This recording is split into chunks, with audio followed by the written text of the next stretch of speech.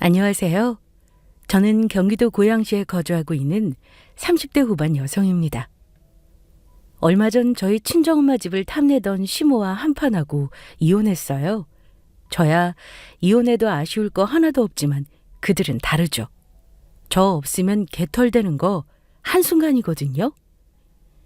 그것도 모르고 오만하게 굴다가 제대로 쪽박차고 말았습니다. 저는 엄마가 돌아가시고 슬픔에 빠져 있는데 시모는 저희 엄마 집을 가로챌 궁리만 하던 사람이에요. 그런 사람을 제대로 참교육하고 끝낼 수 있어서 한편으로는 통쾌합니다. 그럼 제 이야기 시작할게요. 저와 남편은 친구의 소개로 만나 연인 사이로 발전했습니다. 남편과 저는 똑같이 평범한 회사원이었어요. 그러나 딱 거기까지. 평범한 회사원인 것만 같고 경제적 상황은 천지 차이였습니다. 왜냐고요? 친정집이 돈이 많거든요.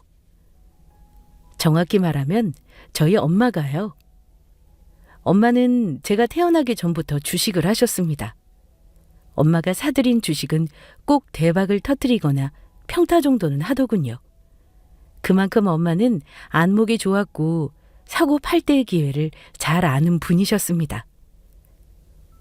엄마가 본격적으로 주식을 시작하게 된 계기는 아빠가 돌아가시고 난 다음부터였어요.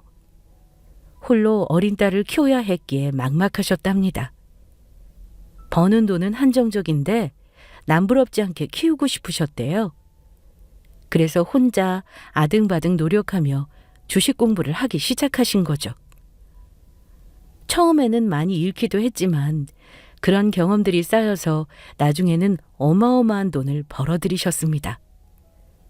그런 엄마 덕에 평범한 직업을 가지고 있음에도 남편보다 훨씬 더 잘 살 수 있었고 항상 여유 있는 사람이었죠. 남들이 그러더군요. 돈에 얽매이지 않은 특유의 여유로움이 묻어난다고요. 나중에 남편이 말하기를 제가 너무 여유 있게 굴어서 재벌가의 딸인 줄 알았답니다. 처음 우리 집에 인사드리러 왔을 때 의리의리한 모습을 보고 무척이나 놀라워했어요. 그만큼 잘 살았기 때문에 남편은 우리 집이 왜 이렇게 돈이 많은가 궁금해했습니다. 혹시 장모님 무슨 사업하셔? 아니, 엄마는 집에서 살림하시는데? 그래? 그럼 땅 부자인가? 물려받은 땅이나 건물 같은 게 있나 보네. 그러지 않고서야 어떻게 이렇게 의리의리한 집에서 사실 수 있어? 이 정도 집이면 딱 봐도 몇십억은 할 것 같은데. 아, 그래 맞아. 할아버지한테 물려받은 땅이 있어. 그렇지? 어쩐지. 근데 할아버님이 노른자 땅을 물려주셨나 보다. 집이 장난 아니게 좋은데? 제 직업도 그렇고 저희 엄마가 딱히 하시는 것도 없이 집에 계신다고 하니 남편으로서는 궁금할 만하죠. 도대체 무슨 돈으로 이런 집을 사고 먹고 사는지 말입니다. 사실 남편과 결혼을 결심하고 나서 엄마께 미리 말씀드렸을 때 제게 한 가지 당부하신 게 있었어요.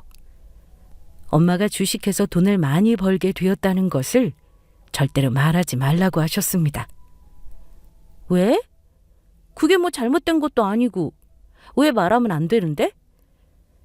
잘못된 거라서 말하지 말라는 게 아니라 이래저래 피곤할까 봐 그래. 주식해서 이 정도로 벌어들였다는 거 알게 되면 사돈이라는 명목으로 또는 사위라는 명목으로 얼마나 많은 부탁을 해오겠니? 본인들도 주식 한번 해보겠다고 나한테 기대서 이 바닥에 발 담글 게 뻔해. 넌 모르겠지만 사람은 돈에 살고 돈에 죽는 법이야. 당장은 어떻게든 나한테 잘 보이려고 안간힘을 쓰다가도 본인도 조금 잃게 되면 이빨을 드러내더라. 원래 주식이란 게 마냥 오를 수만은 없는 건데 말이야. 한마디로 기다림의 미학이라고. 떨어져도 오를 때를 잘 알고 팔면 되는 건데 이 말을 안 믿고 초조하게 굴다가 팔아먹고 망한 사람들 많이 봤어. 괜히 너희 시댁도 그런 꼴 날까 봐 두렵다. 나를 원망할 것 같기도 하고 그래서 그래. 다른 사람도 아니고 네가 결혼할 사람이고 그 집안 식구들인데 얼굴 붉힐 일 만들고 싶지 않구나. 엄마가 주식을 잘하니까 주변에서 배우고 싶다고 조금 도와달라면서 접근하고 빌붙은 사람들이 많았어요. 저희 엄마는 또 어려운 사람들 도와주고 싶어 하시는 분이셨으니까 정말 열심히 챙겨주셨죠. 그런데 엄마 말씀대로 주식이란 게 늘 좋은 날만 있는 건 아니거든요. 오락가락 변덕이 많을 때가 있는데 조금이라도 떨어지면 철석같이 믿었던 엄마를 원망하고 나중에는 잃은 돈 내놓으라면서 억지를 부리기도 했습니다. 때문에 엄마는 더 이상 다른 사람을 도와주지 않으셨고요. 혹시라도 엄마가 주식을 잘한다는 사실을 남편과 시댁 식구들이 알게 된다면 또 모르잖아요. 엄마 말대로 기대하게 될지도. 미처 제가 엄마의 마음을 헤아리지 못했습니다. 그래서 저는 알았다고 했어요. 엄마 말씀대로 비밀에 붙이겠다고 했습니다. 그래서 시댁 식구와 남편은 외가 쪽에서 물려받은 땅과 건물주로 잘 사는 줄 알고 있었죠. 남편은 가난한 형편에서 자란 사람입니다. 위로 형이 하나 있고 밑으로 동생이 하나 있었어요. 남편이 둘째였죠. 그러나 형이 별 볼 일 없이 놀고 먹는 탓에 남편이 장남 역할을 해야만 했습니다. 늙고 병든 시부와 시모를 모시면서 형과 동생까지 챙기는 가장이었어요. 남들은 이런 집안에 왜 시집가냐고 이해하지 못했습니다. 저 정도면 더 능력 좋은 사람을 만날 수 있는 거 아니냐고 했죠. 물론 그들의 말처럼 잘 나가고 능력 좋은 남자와 얼마든지 결혼할 수 있지만 저는 사랑을 가장 중요하게 생각했습니다. 조건만 보고 하는 결혼은 사랑이 없다고 생각했어요. 그만큼 남편을 많이 사랑했고 힘든 환경에서도 꿋꿋하게 책임지며 살아가는 모습이 멋있었습니다. 무엇보다 참 자상한 사람이었어요. 비싼 명품 가방과 액세서리를 사주지 못해도 소소한 행복을 줄 거라 믿었습니다. 돈이야 제가 많이 가지고 있으니까 상대방의 주머니 사정을 굳이 고려하지 않은 것도 한몫하겠네요. 아무튼 많이 사랑한 탓에 결정한 결혼이었습니다. 남편에게 프로포즈를 받고 양가 집안에 인사드렸어요. 엄마는 제가 좋으면 본인도 좋다고 하셨고 시부모님도 우리의 결혼을 지지해 주셨습니다. 그렇게 남편과 모아놓은 돈과 엄마의 지원으로 어려움 없이 결혼 준비를 하던 때였어요. 하루는 신혼집을 둘러보던 남편의 표정이 너무나도 어둡더군요. 자기야, 무슨 일 있어? 아니면 어디 안 좋아? 표정이 안 좋네? 아니야. 그냥 조금 이런저런 생각이 들어서. 무슨 생각? 나는 우리 살 신혼집 보러 다니니까 마냥 좋기만 한데 종일 어둡기만 하고. 대체 무슨 생각을 하길래 그래? 아니 그냥 나도 자기랑 같이 집 보러 다녀서 좋아. 너무 좋은데 문득 우리 부모님 생각이 나서 마음이 안 좋네. 아버님, 어머님이 왜? 자기한테 창피해서 보여주기 싫었던 우리 집. 사실 그 집 월세야. 죽어라 벌어도 나갈 돈이 천지니까 제대로 모여지지는 않고 계속해서 우리 가족은 월세살이만 하네. 반면에 나는 이렇게 좋은 집들 둘러보면서 앞으로 살 생각하니까 한편으로는 미안해서. 나만 좋은 곳에서 지내고 우리 가족들은 그러지 못하니까. 자기 따뜻한 물 안 나오는 집이 있는 거 알아? 옛날에 우리 가족이 더 어려웠을 때 좁은 방에서 형이랑 같이 생활하고 그랬는데 내 방이 없는 것보다 따뜻한 물이 안 나온다는 게 얼마나 견디기 싫던지. 지금은 그 정도로 힘들게 생활하는 건 아니지만 그래도 아직 월세살이에서 벗어나지 못했잖아. 방도 좁고. 부모님은 점점 늙어가고 있고 하루가 다르게 건강이 안 좋아지시는데 그런 집에서 지내는 게 마음에 걸려. 나만 이렇게 좋은 집에서 지내는 게 맞는 건가 싶기도 하고. 남편은 결혼 전부터 우리 집과 본인 집을 비교하면서 많이 속상해했습니다. 아무래도 우리 집이 워낙 좋으니까 더욱 비교됐겠죠. 가족들은 월세살이하며 저런 허름한 집에서 지내는 동안 본인은 좋은 곳에서 지낼 걸 생각하니 마음이 불편해졌다고 합니다. 그러면서 제게 이런 말을 하더군요. 원래 결혼하기 전에 본인이 모은 돈으로 식구들이 살 작은 전셋집을 하나 구해주고 싶었답니다. 그래서 닥치는 대로 일하고 투자까지 뛰면서 열심히 돈을 모았대요.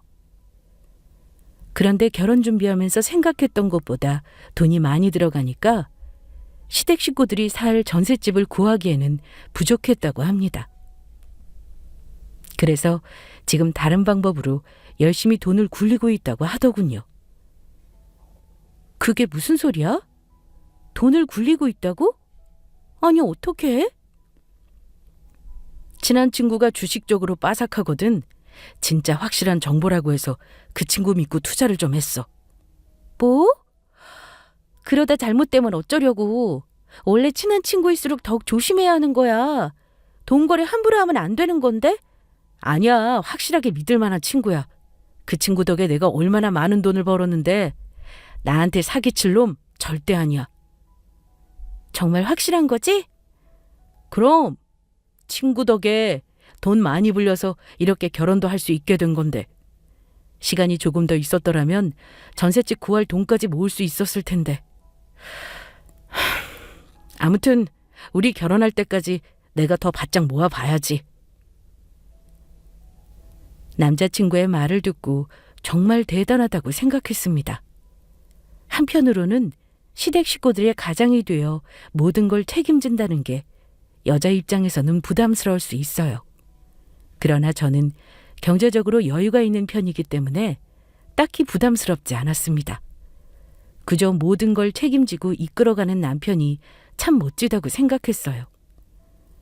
아무리 가족이라고 해도 이렇게까지 하기는 쉽지 않잖아요. 그래서 더욱 대단하다고 생각했습니다. 그렇게 남편은 결혼 준비를 하면서 틈틈이 투자과 주식으로 열심히 돈을 불려나갔어요.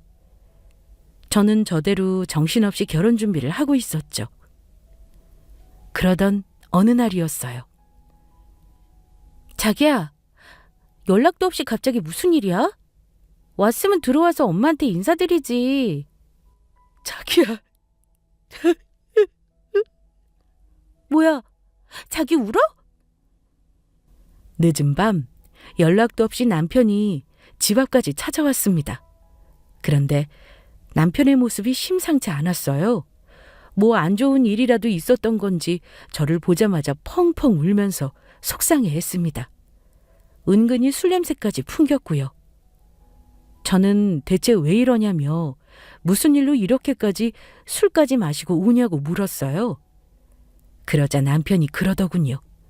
믿었던 친구에게 배신을 당했다고 말입니다. 그 자식이 어떻게 나한테 이럴 수가 있어. 내가 쥐를 믿고 그 피 같은 돈을 맡겼는데. 배신할 리 없다며. 대체 어떻게 된 거야? 돈은? 한 푼도 남김없이 싹 가져간 거야? 그동안 불린 돈이랑 내가 새롭게 더 얹어준 돈까지 싹 다 가지고 튀었어. 이번에는 날 속이고 뒤통수 치려고 작정했었나 봐. 미리 도망갈 준비까지 다 했더라. 자기야, 이제는 어떻게 해? 그동안 내가 어떻게 벌었는지 자기는 알잖아. 나 진짜 제대로 쉬지도 못하고 죽어라 일만 해서 번 돈인데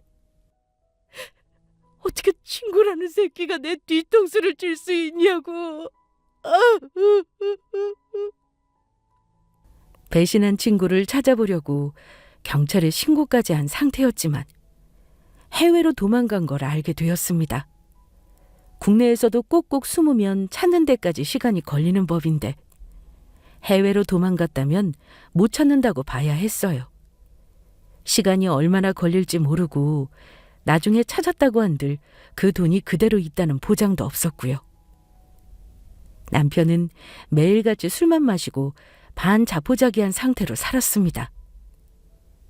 자기, 정말 언제까지 이러고 있을 거야?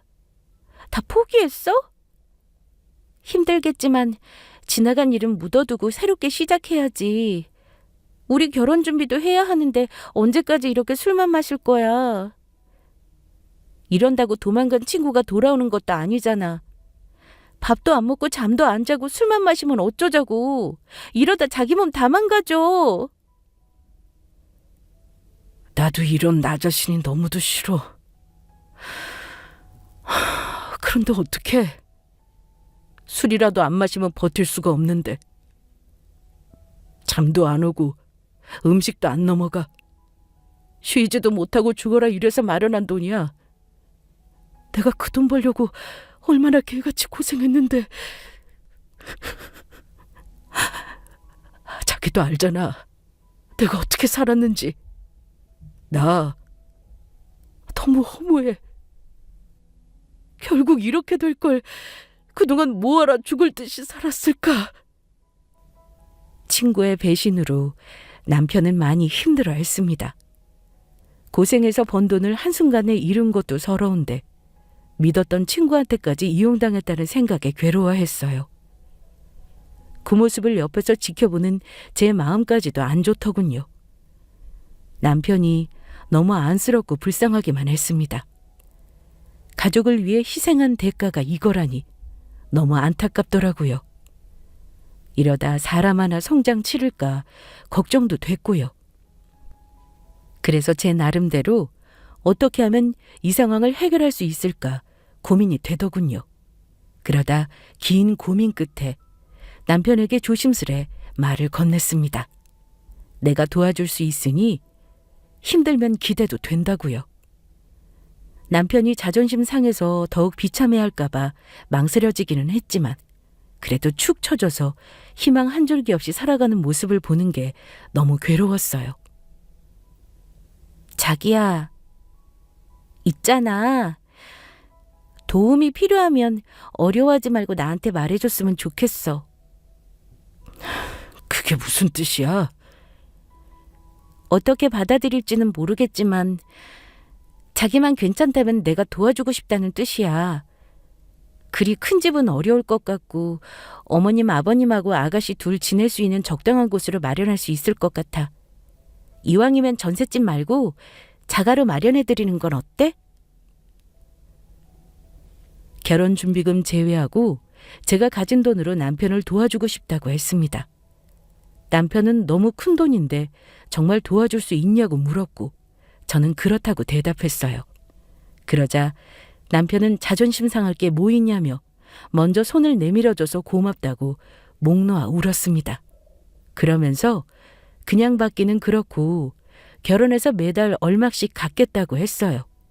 저는 괜찮다고 했지만 남편은 그래야 본인 마음이 편하다고 했습니다.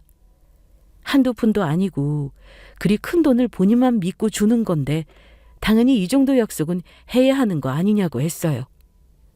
그래서 저는 마음 편한 대로 하라고 했습니다. 아무리 부부 사이여도 돈 문제는 확실하게 처리해야 한다면서요. 그래서 저는 알겠다고 했죠. 그러면서 남편에게 한 가지 당부한 말이 있습니다. 제 돈으로 마련한 집이란 것을 시댁 식구들이 몰랐으면 했어요. 그래서 남편의 돈으로 마련한 집이라고 이야기하라고 했죠. 얼마 후 시댁 식구들이 살 적당한 집을 골라서 매매로 샀습니다. 제 돈으로 산 거지만 명의는 남편 명의로 했고요. 제가 사준 것도 모르고 시댁 식구들은 그저 장남이라고 남편을 치켜 세우며 무척이나 좋아했습니다. 전세도 버거웠는데 월세를 탈출하고 한 방에 본인들 집을 얻었다며 행복해했죠. 그 모습을 보니 남편은 뿌듯한 미소를 지었고 그런 남편을 보며 저 또한 기분이 좋았습니다. 그리고 몇 달 후 우리는 예정대로 결혼했고 이때부터 시모가 남편을 앞세우며 은근히 저를 안 이꼽게 여겼어요. 남들은 돈 많고 잘난 며느리 얻어서 좋겠다고 하는데 솔직히 나는 모르겠다. 아이, 사돈집이 잘 사면 뭐해? 그렇다고 우리한테 떨어지는 콩고물도 없는데. 우리 아들은 잘 사는 친정 문턱에 기죽어서 아무 말도 못한다지만 너는 다르지 않니? 어쩜 이리 천하태평이야? 뭐가요? 집에 돈 좀 있으면 우리 생각도 좀 해줘야 하는 거 아니니? 어떻게든 시댁 살릴 궁리를 해야 하는 거 아니냐고. 며느리라고 하나 있는 게 일이 무심해서야. 돈만 있으면 뭐하냐고. 내가 너라면 그 많은 돈으로 이것저것 펑펑 쓰면서 시댁 식구들 챙겨주겠다. 아유, 돈 많은 집안이라고 해서 기대했더니만 이게 뭐야. 이럴 줄 알았으면 우리 아들 결혼 안 시켰을 거야. 내 새끼가 가난한 집안에서 태어난 것만 아니면은 너보다 훨씬 더 성공했을 거다. 머리 좋아, 인물 좋아, 뭐 하나 빠지는 게 있냔 말이야. 거기다 생활력은 또 어떻고. 직장 다니기도 바쁜 와중에 틈틈이 알바해 가면서 돈 버내야. 그 돈으로 이것 봐라. 우리가 살집을 이렇게 턱 해주고 결혼했잖니? 이 정도면 얼마나 똑 부러지는지 알겠지? 엄마가 주식을 잘해서 돈이 많다는 건 모르지만 어쨌거나 시댁집보다는 형편이 좋으니까 기대하는 바가 많았나 봅니다. 시모는 툭하면 뭐라도 떨어지지 않을까 바란 적이 많았습니다. 급기야는 아주 노골적으로 챙겨달라고 할 정도였어요. 처음에는 그냥 한 귀로 듣고 한 귀로 흘렸지만 계속 반복되니까 퍽 난감하더군요. 이제 와서 시댁 식구들이 사는 집, 그거 제 돈으로 마련한 거예요 라고 말할 수도 없는 노릇이고, 아무것도 모르고 그저 매정한 며느리 취급하니 답답하기도 했습니다. 그러다 시모가 결정적으로 아주버님을 걸고 넘어지면서 도와달라고 하더군요. 정과는 비교도 할 수 없이 집요하게 말입니다. 우리 큰애, 언제까지 가만히 둘 생각이니? 어디 좀 꽂아서 취직시켜라. 제가 어떻게 아주버님 취직을 시켜요. 저 그런 능력 없어요. 아니, 누가 너더러 하래? 잘난 네 엄마 있잖아. 그렇게 돈도 많고 건물주인데 어디 한 군데 취직 못 시켜주겠냐고. 그 정도 되면 여러 사람 거쳐서 인맥도 많을 텐데. 저희 엄마가요? 그럴 리가요. 어머님이 생각하시는 그런 거 없어요. 글쎄, 말이라도 한번 해보란 말이야. 네가 말을 안 하니까 사부인이 모르는 거 아니냐고. 혹시 알아? 두 팔 걷고 도와주실지? 큰애 나이가 몇인데 언제까지 저렇게 집에서 놀게 둬야겠니? 얼른 취직해서 돈도 모으고 장가가야 할 거 아니야. 이제 하나뿐인 네 아주버님이니까 책임지고 취직시켜라. 사부인한테 아양을 떨던 싹싹 빌던 어떻게든 해보란 말이야. 집에 찾아와서 달달 볶거나 전화와 문자로 사람을 귀찮게 굴었습니다. 놀고 먹어도 집안의 장남인데 어떻게 그냥 두고만 볼 수 있냐면서 취직시켜달라고 난리를 쳐댔어요. 그것도 부탁이 아니라 그냥 해줘 라는 식의 강압이었습니다. 저는 저희 엄마가 그럴 능력도 없을 뿐더러 어떻게 책임감 없이 툭하면 그만두는 아주버님을 아는 회사에 추천해 줄 수 있냐고 했죠. 도저히 불가능한 일이라고 했습니다. 아주버님은 시모를 쏙 빼닮았는지 보통 성질이 아니었어요. 게다가 마음에 안 든다, 저게 싫다, 능력도 안 되면서 콧대만 높아서는 거기다 불같은 성격까지 소유한 탓에 툭하면 무단퇴사를 밥 먹듯이 했어요. 그냥 놀고 먹는 걸 제일 좋아했습니다. 그러니 제가 어디 소개해주고 싶겠나요? 아니 뭐 소개해서 꽂아줄 능력도 안 되지만 된다 한들 가능하겠냐고요. 그걸 따지고 들면서 안 된다고 하니까 시모는 더 길길이 날뛰면서 본인 아들이 어디가 어떠냐며 난리치기 시작했습니다. 본인한테나 귀한 아들이지. 저한테는 그저 그런 놀고 먹는 백수 아주버님밖에 더 되겠냐고요. 귀한 장남 앞길 좀 튀어달라고 눈만 뜨면 저를 괴롭혀대기 시작했습니다. 너무 스트레스 받으니까 남편이 그만 좀 하라며 시모를 말리곤 했어요. 그러던 어느 날이었습니다. 한동안 시모한테 시달리다 보니까 정신이 쏙 빠질 정도로 힘든 시간을 보냈습니다. 직장 생활에, 집안일에, 시모 등살에 눈코 뜰 새 없이 바쁘더군요. 그래서 잠깐 친정엄마한테 소홀할 수밖에 없었습니다. 하루는 문득 엄마가 잘 지내시는지 궁금해서 전화를 걸었어요. 그런데 몇 통을 걸어도 도무지 받질 않는 겁니다. 이상하다. 왜 이렇게 전화를 안 받지? 무슨 일 있나? 왜 그래? 장모님 계속 안 받으셔? 벌써 5통째 넘게 전화했는데 계속 안 받아. 아무래도 집에 좀 다녀와야 할 것 같아. 뭔가 느낌이 이상했습니다. 가끔 다른 걸 하느라 전화를 못 받으시고는 했지만 그래도 이렇게까지 안 받은 적은 없었어요. 나중에 시간 지나서 전화했냐며 연락이 오곤 했는데 아무리 기다려도 엄마한테서 그 어떤 연락도 없었습니다. 그래서 서둘러 남편과 함께 친정으로 향했어요. 거의 집 근처에 다다랐을 때였을까요? 낯선 번호로 전화가 한 통 걸려왔습니다. 누구지? 여보세요? 네, 여기 병원 응급실인데요. 지금 어머니께서 위독하세요. 네? 그게 무슨 소리예요? 저희 엄마가 왜요?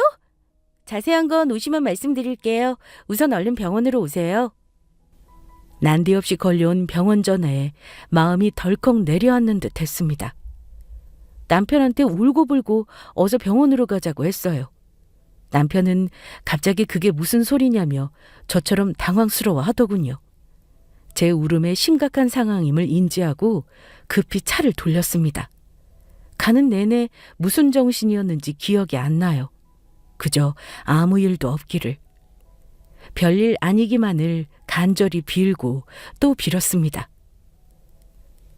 그간 믿지 않았던 신에게 제발 우리 엄마 좀 살려달라고 마음속으로 애원했어요. 그렇게 마음 졸이며 병원에 도착했고 서둘러 응급실 안으로 들어갔죠. 그리고 그곳에서 차갑게 식은 채 누워있는 엄마를 발견했습니다. 엄마가 왜 여기 있어? 갑자기 이게 무슨 일이야? 엄마, 나왔어. 좀 일어나봐. 엄마 나 왔다니까. 따님분이세요? 네, 저는 사위고요. 저희 장모님 어떻게 된 겁니까? 자세한 상황은 저기 있는 구급대원분들에게 들으시면 되겠지만 등산 중에 사고가 생긴 모양이에요. 오랫동안 낙상한 상태로 있다 보니 저체온증이 동반됐고 뒤늦게 발견됐지만 병원에 도착하자마자 얼마 안 돼서 사망하셨습니다. 네? 낙상 사고요? 대체 이게 무슨 일이야? 엄마, 좀 일어나봐. 어떻게 여기에 누워있을 수가 있냐고. 아빠가 돌아가시기 전 두 분은 종종 등산을 즐기셨습니다. 그러다 아빠가 돌아가신 후 엄마는 더 이상 산에 오르지 않으셨죠. 나중에 알고 보니 등산하는 걸 좋아하는 아빠의 모습을 보고자 따라서 산에 오르셨다고 했습니다. 이제 아빠가 없으니 오를 이유가 없다면서 더 이상 등산하는 모습을 볼 수 없었죠. 그런 엄마가 갑자기 왜 등산을 하신 건지 이해되지 않더군요. 그러다 나중에 엄마가 등산한 이유를 알게 되었습니다. 그건 바로 그리움이었어요. 제가 시집간 후 홀로 남은 엄마는 아빠를 몹시 그리워하셨나 봅니다. 아빠와의 옛 향수를 떠올리기 위하여 자주 등산했던 산을 오르시게 되었고 그때 발을 헛디뎌 낙상 사고가 일어난 거였어요. 엄마의 사망을 두 분으로 확인한 후 모든 것이 무너져 내리는 기분이었습니다. 조금이라도 더 안부 연락 드릴 걸, 더 들여다볼 걸. 순간순간 저를 자책하며 엄마의 죽음을 맨몸으로 감당해야 했어요. 너무 고통스럽고 그저 죄송하기만 했습니다. 자식이라는 게 그동안 무심했구나. 내 빈자리에 아빠를 그리워하시는 줄도 모르고 그저 제 살기 바쁘다고 엄마를 외면했다는 생각에 너무도 힘들었습니다. 엄마의 죽음을 받아들이는 것도 괴로웠지만 마지막을 홀로 맞이한 것에 관하여 자식으로서 비통하기만 했어요. 장례를 치르는 내내 무슨 정신으로 버텼는지 모르겠습니다. 그저 멍하니 앉아서 조문객을 맞이했고 남편이 저 대신 일일이 인사드리며 대접해드렸죠. 그때 연락받은 시모도 엄마의 마지막 모습을 보기 위해 장례식장에 들렀어요. 참 안타까운 일이라며 제 어깨를 토닥여 주시더니 대뜸 이런 말을 하기 시작했습니다. 아유, 돌아가시기 전에 네가 지인자 큰애 자리 하나만 물어봤어도 참 좋았을 텐데. 그래 뭐 이제 와서 아쉬워하면 뭐하니. 이렇게 돌아가셨는데. 그나저나 보험은 들어놨지? 보험금 꽤 나올 텐데. 참, 그 집이랑 땅, 건물은. 이제 그거 다 네 거 아니야? 그렇지? 그럼 잘 됐다. 이참에 작은 카페라도 하나 하게 자리 좀 내줘. 이 나이에 어디 회사 들어가기는 글렀고 사업밖에는 방법이 없지 않겠니. 물려받을 것도 많을 텐데 카페 하나 차려주는 건 일도 아니지 뭐. 우리 사부인 마지막 하는 길에 이렇게 우리 집 장남을 도와주는구나. 뭐라고요? 지금 뭐라고 하셨어요? 그걸 말이라고 하시는 거예요? 송장처럼 가만히 숨만 쉬면서 앉아있는 사람에게 시모는 못할 말을 내뱉었습니다. 그게 어미 잃은 사람한테 할 말은 아니잖아요. 잘 됐다는 말을 듣자마자 너무 큰 충격을 받았습니다. 그래서 고개를 들어 시모의 눈을 똑바로 바라보며 말했어요. 잘 됐다니요? 그럼 지금 우리 엄마 돌아가신 게 잘 된 일이라는 거예요? 아니, 누가 잘 됐대? 내 말은 사부인 돌아가신 건 안타깝지만 산 사람은 살아야지. 우리 큰애한테는 좋은 기회이다 싶어서 그래. 아무리 어머님 아들이 귀해도 그렇지 저한테 그렇게 말하는 건 아니죠. 여기 잔치집 아니에요. 저희 엄마 장례식장이라고요. 그렇게 좋으세요? 표정 관리나 좀 하고 오시지 그러셨어요? 말로는 안타깝다고 하지만 좋아하는 티 다 나네요. 이럴 거면 돌아가세요. 저희 엄마 가시는 마지막 길 엉망으로 만들지 마시고요. 아니, 얘 말하는 것 좀 봐. 내가 언제 좋아 죽었다고 이래? 사부인 돌아가셨는데 내가 설마 좋아했겠니? 말이 좀 심하다 얘. 심한 건 어머니죠. 됐어요. 어머님하고 더 이상 긴 말하고 싶지 않아요. 그럴 기분도 아니고요. 이만 돌아가 주세요. 시모는 제 말을 듣고 뭐 이렇게까지 반응하냐며 발끈했지만 저는 더 싸울 힘이 없었습니다. 계속 못 먹고 잠도 잘 못 자고 울기만 했으니 다 귀찮기만 하더군요. 무엇보다 엄마 장례식장에서 시모와 얼굴 붉히며 싸우고 싶지도 않았습니다. 그래서 시모한테 나중에 이야기하자며 이만 돌아가달라고 했어요. 시모는 그 말에 더욱더 날선 반응을 보였습니다. 본인은 기껏 생각해서 와준 건데 무슨 잡상인 취급하냐며 매우 불쾌했어요. 그러자 보다 못한 남편이 그만하라면서 시모를 데리고 나갔습니다. 다른 사람들은 엄마 장례식장에서 저런 막말을 한 시모를 용서할 수 없을 거예요. 그래서 한바탕 난리를 피울 수도 있겠죠. 하지만 이 순간만큼은 시모를 뒷전에 두어야 했습니다. 용서할 수 없을 정도로 미입고 화가 치솟았지만 나중을 기약했어요. 당장은 엄마의 장례가 중요했습니다. 그래서 시모는 나중에 꼭 짚고 넘어가야겠다고 했죠. 그렇게 저는 무사히 엄마의 장례를 마친 뒤 좋은 곳으로 모셨습니다. 기진맥진해서 지친 몸을 이끌고 집으로 향하는데 시모가 남편에게 전화를 걸어왔어요. 그런데 남편의 반응이 이상했습니다. 뭐? 집 비밀번호를 알려달라고? 아니, 엄마가 장모님 집은 왜 들어가려는 건데? 그게 무슨 소리야? 어머님 지금 우리 엄마 집 앞에 계신 거야? 남편은 당황스러운 표정을 지었고 저는 아무 말 없이 바로 몸을 돌려 엄마 집으로 향했습니다. 시모가 무슨 이유로 엄마 집 비밀번호를 알려달라고 했는지는 모르겠지만 정확한 건 좋은 뜻으로 알려달라고 한 게 아니라는 겁니다. 시모라면 분명히 무슨 일을 꾸미고 남을 사람이었어요. 장례식장에서 제게 한 말도 있고 그간 아주버님의 일로 안 좋은 감정이 많이 쌓여서 있어서 그런지 그냥 넘어가지 않을 작정으로 향했어요. 자세한 건 도착해봐야 알겠지만 아무도 없는 빈집에 들어갈 이유가 뭐 있나요? 분명 무슨 꿍꿍이가 있는 게 분명했습니다. 뭐가 됐건 한판 엎을 작정으로 향했습니다. 친정집 앞에 도착해보니 시모는 이미 집 안에 들어간 상태였어요. 남편이 비밀번호를 알려줘서 들어가 있더군요. 저는 왜 알려줬냐고 따졌지만 시모가 다리도 아프고 화장실이 너무 급하다고 난리를 치는 통에 어쩔 수 없었다고 했습니다. 들어가자마자 시모부터 찾았어요. 그런데 시모는 태연하게 안방에서 나오더군요. 아니, 그냥 비밀번호만 알려주면 된다니까 여기까지는 뭐하러 와? 어이가 없어서요. 어머님이 왜 거기서 나오세요? 안방 화장실 좀 썼다 왜? 그럼 이만 나가시죠. 뭐? 화장실 다 쓰셨다면서요. 이 집에 왜 오셨는지는 모르겠지만 엄마도 없는 빈집에 제 허락도 없이 이렇게 들어오시면 안 되는 거 아니에요? 여기가 뭐 못 올 때라도 돼? 내가 남도 아니고 뭐 어때서?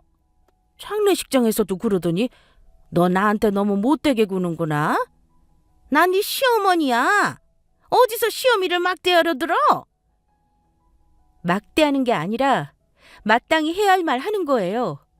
어머니야말로 장례식장에서 제게 그런 식으로 말씀하시면 안 되죠.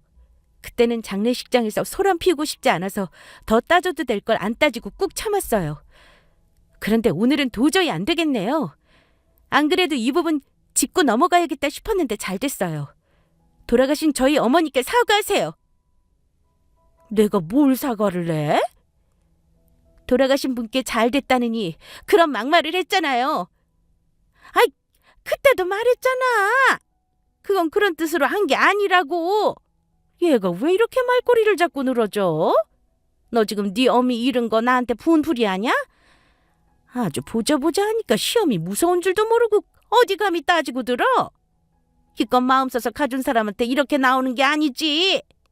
사부인이 살아계셨다면 너 이러는 꼴 보고 뭐라 하셨을 게다.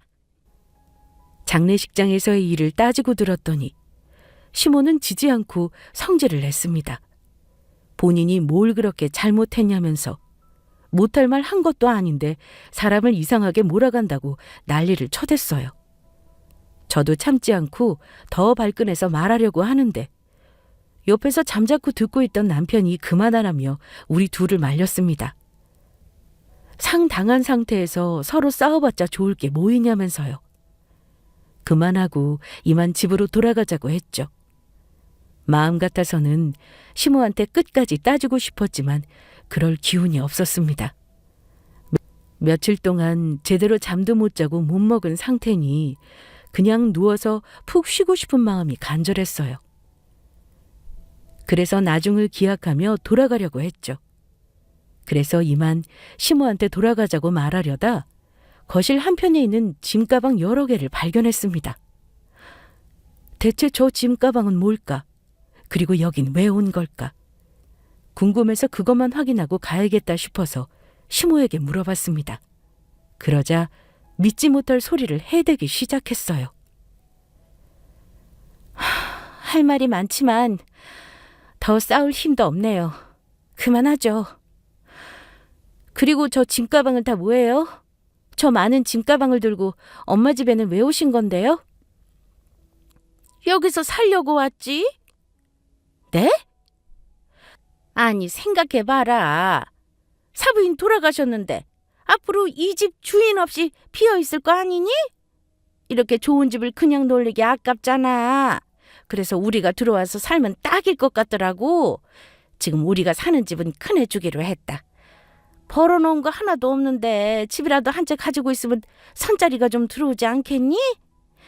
네가 건물에 자리 하나 마련해서 카페 차려주면 돈은 금방 모일 거고, 집도 자가로 한 채 가지고 있으면 결혼할 여자 얼마든지 생기겠지. 죽은 사부인한테는 미안하지만 사부인이 우리한테 참 많은 것을 해주고 가시는구나. 어찌나 감사한지 몰라. 이 은혜는 앞으로 살면서 두고두고 갚으마. 뭐라고요? 기가 막혀서. 나가요. 당장 나가라고요. 이게 진짜 왜 이래? 야, 너 미쳤어? 아무리 상당한 상태라 해도 말 똑바로 안 해? 봐주는데도 한계가 있어. 지금 누가 누굴 봐준대. 저야말로 간신히 참고 있는 거예요. 더 긴 말하기 싫으니까 당장 나가요. 어머, 쟤 좀 봐. 어디 시험 밑에 나가라 말아야. 네 엄마 집이라 이거냐? 치사하고 더럽다 그래. 아니, 어차피 놀고 있는 집 우리가 좀 쓴다는데 그게 그렇게 안 있고? 하나뿐인 네 아주버님 결혼시키려면 이 방법밖에 없는 걸 어떡해? 그니까 그걸 왜 나한테 이러냐고요. 그걸 왜 우리 엄마 집으로 해결하려고 하는데요? 어머님이 뭐 거지예요? 툭하면 이거 해달라 저거 해달라. 아주버님 어머님 아들이잖아요. 내 아들 아니에요. 어머님이 알아서 하셔야죠. 왜 제가 놀고 먹는 백수 아주버님까지 챙겨야 하냐고요. 그리고 엄마 돌아가신 지 얼마나 됐다고 이 집을 넘봐요? 어머님 정말 사람도 아니시네요. 사람이라면 이렇게 할 수는 없어요. 저하고 엄마한테 미안하지도 않으세요? 우리 엄마 죽은 건 안중에도 없고 본인 뱃속 채울 생각만 가득한 거 제가 모를 줄 아냐고요. 빈집 놀리기 싫어서 그렇다고 변명하지 마세요. 역겨우니까. 말도 안 되는 소리를 듣고 그만 꼭지가 확 돌아버렸습니다. 그래서 시모한테 있는 대로 악다구니 쓰며 대들었어요. 그때였습니다. 남편이 제 앞을 가로막고 서더니 말이 너무 심한 거 아니냐면서 따지더군요. 엄마가 뭘 그렇게 잘못했다고 이런 식으로 굴어? 장모님 돌아가셔서 자기 많이 예민한 거는 이해하는데 그래도 이런 식으로 버릇없이 구는 건 아니지. 그것도 내 앞에서. 막말로 엄마 말씀이 다 틀린 건 아니잖아. 어차피 이 집에 장모님도 안 계시는데 우리 부모님이 들어와서 사시는 게 무슨 문제라고 그래? 이 집 말고도 앞으로 자기가 물려받을 땅이랑 건물도 많은데 그냥 우리 부모님께 드리면 되잖아. 사람이 돈 앞에서 간사해진다더니 왜 우리한테 아무것도 주기 싫어? 자기 그런 사람이었어? 뭐? 너 지금 그걸 말이라고 하니? 네 엄마 개념 없어서 한 소리 한 거 가지고 왜 나한테 난리야? 너까지 개념이 이렇게 바닥일 줄은 몰랐네. 됐다. 너도 필요 없어. 엄마 돌아가시기 전부터 어떻게든 나한테 빌붙으려는 너희 집안 지긋지긋했는데 차라리 잘 됐네. 더 늦기 전에 끝내는 게 낫겠다. 어머님, 짐 잘 싸셨어요. 이거랑 집에 있는 거 마저 챙기시고 이번 주 안까지 그 집에서 다 나가주세요. 뭐? 그게 무슨 소리야? 그 집에서 나가라니? 네가 뭔데? 그 집 우리 아들이 해준 집이야? 아니요. 정확히 말하면 제가 해준 집이에요. 명의만 아들 명이지 돈은 제가 냈거든요. 뭐라고? 아니, 이게 다 무슨 소리니? 그 집을 제가 샀다니 그게 정말이야? 사실이에요. 그에 따른 증거도 있고요. 그이가 결혼해서 꼭 갚는다고 각서를 써놓은 게 있거든요. 공증까지 다 맞춰놨고요. 아무리 부부 사이라도 확실하게 해야 한다나? 아무튼 그 집은 제 돈으로 산 집이에요. 어머님 아들이 아직 다 못 갚기도 했고요. 그동안 조금씩 갚은 건 쥐뿔도 없는 남편에게 받은 위자료를 칠 테니 이만 나가주세요. 이혼할 때 그 집 되찾아서 처분할 거니까. 아이고 세상에, 이게 무슨 일이야? 나는 우리 아들이 돈 모아서 사준 줄 알았더니 이게 무슨 일이냐고. 청천벽력과도 같은 소리에 시몬은 큰 충격을 받고 제자리에 주저앉았습니다. 본인 아들이 사준 집인 줄 알고 저한테 본인 아들 대단하다며 큰 소리치고 살았는데 그게 다 제 돈으로 산 집이라니 얼마나 놀랐겠어요? 그동안은 남편 채만 생각해서 잠자코 있어준 건데 더 이상 남편이 필요 없다면 말이 달라지죠. 다 알아서 나쁜 거 없으니 확 밝혀버렸습니다. 어차피 이혼하면서 되찾아야 할 집이기도 했으니까요. 결코 짧게 판단하고 이혼을 선언한 게 아닙니다. 이런 상황에서 본인 엄마 편을 들며 제게 따지는 남편을 보니 확 정신이 들더라고요. 이런 사람이라면 그릇된 소리에 온전히 내 편이 되어주지 않겠구나 싶었습니다. 그래서 이혼을 결심했던 거예요. 저 시간 없어요. 엄마 짐도 정리해야 되고 할 거 많으니까 얼른 나가주세요. 계속 이러면 경찰 부르는 수밖에 없고요. 당신도 짐 챙겨서 나가. 신혼집 우리 엄마가 해주셨잖아? 그것도 내 거야. 당신이 가져갈 몫은 없어. 여보. 더 이상 어떠한 말도 듣기 싫어. 할 말도 없고 내 마음 확고해. 나 이혼할 거니까 그런 줄 알아. 제 말에 남편은 땀을 삐질삐질 흘리며 얼굴빛이 새하얗게 변했습니다. 우리 엄마의 죽음을 알았을 때보다 더욱더 사색이 질린 표정이었죠. 황급히 저를 막아서며 말렸어요. 한껏 꼬이고 망가져버린 상황을 어떻게든 풀고 싶어 했습니다. 그래서 제 앞에 무릎을 꿇고 애원하더군요. 당신 많이 힘들어서 그런 거 잘 알아.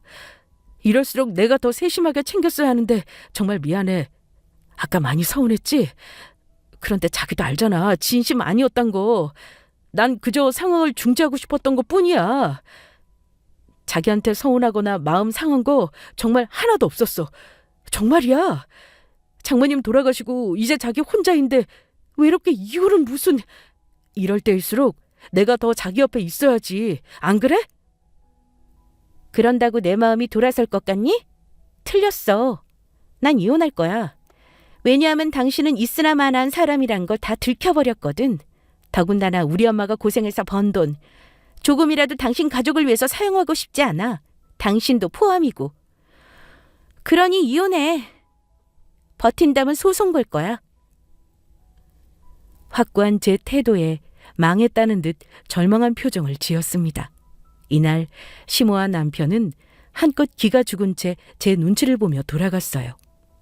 그 이후로도 잘못했다, 한 번만 봐달라고 계속 찾아왔고 제 앞에서 무릎까지 꿇었죠. 그러나 이미 돌이킬 수 없는 잘못을 저질렀습니다. 무엇보다 돌아가신 저희 엄마를 욕보인 대가를 반드시 치러야 했어요. 이 부분은 절대로 용서 못합니다. 남편은 이대로 이혼할 수 없다며 버텼고 소송까지 치러야 했어요. 그러나 소용없었습니다. 결국 우리는 이혼했거든요. 남편이 써준 각서 덕에 그 집을 되찾아올 수 있었습니다. 그때는 각서 쓸 필요 없다고 말렸는데 남편이 제 무덤 제가 판 꼴이네요.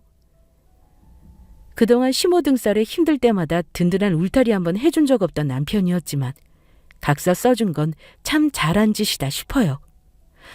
아무튼 그들은 제 집에서 다 쫓겨났고 다시 월세살이 하고 있다고 들었습니다. 그러거나 말거나 저는 엄마 집에서 지내고 있어요.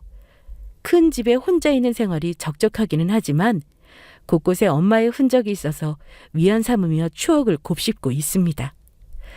그럼 지금까지 저의 긴 사연 들어주셔서 감사합니다.